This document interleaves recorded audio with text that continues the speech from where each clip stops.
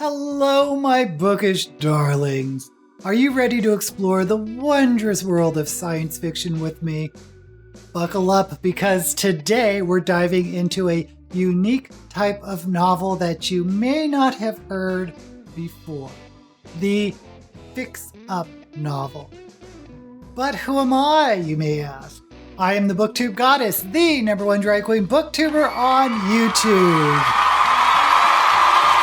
So what exactly is a fix-up novel? Well, my darlings, it's a peculiar creature made up of multiple short stories woven together to create one epic novel. It's like a patchwork quilt, each square its own delightful little story, but when combined, creates something greater than the sum of its parts. But how did fix-up novels come to be? Let's hop into our time machine and travel back to the days of pulp magazine.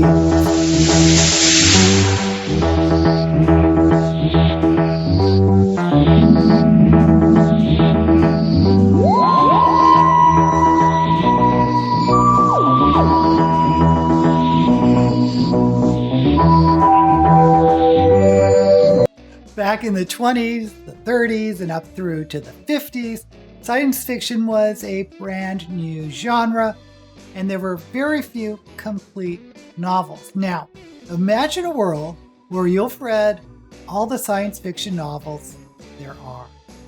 Crazy, right? So, what did readers do?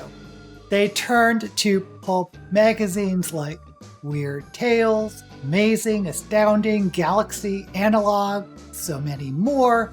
And these magazines were incredibly popular and lucrative, so it was more profitable for writers at that time to sell a dozen short stories a year rather than spending a year writing just one novel.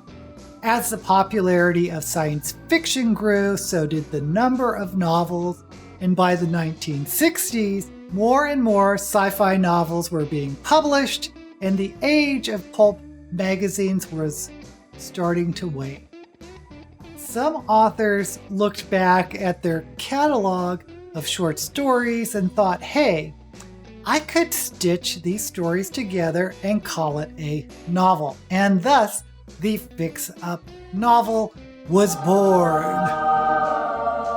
The first author who did this and coined the term was A.E. Van Vogt, with his novel Slan, published in 1946, and he followed that up with several more fix-up novels, including the famous Voyage of the Space Beagle, published in 1950.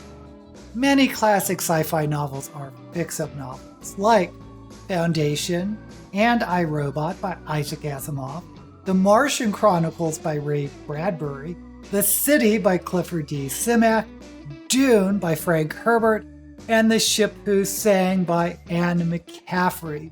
Once you start clocking which novels are fix-ups, it's really interesting seeing how different authors wove together characters, themes, and settings so that each story fits into the larger narrative. Some fix-ups feel much more disjointed, like The Martian Chronicles, which obviously read as short stories, while others are so seamless that you'd never know they were a fix-up, like Dune.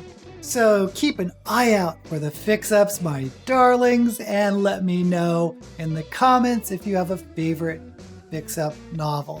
Until we meet again, may all the books you read be blessed.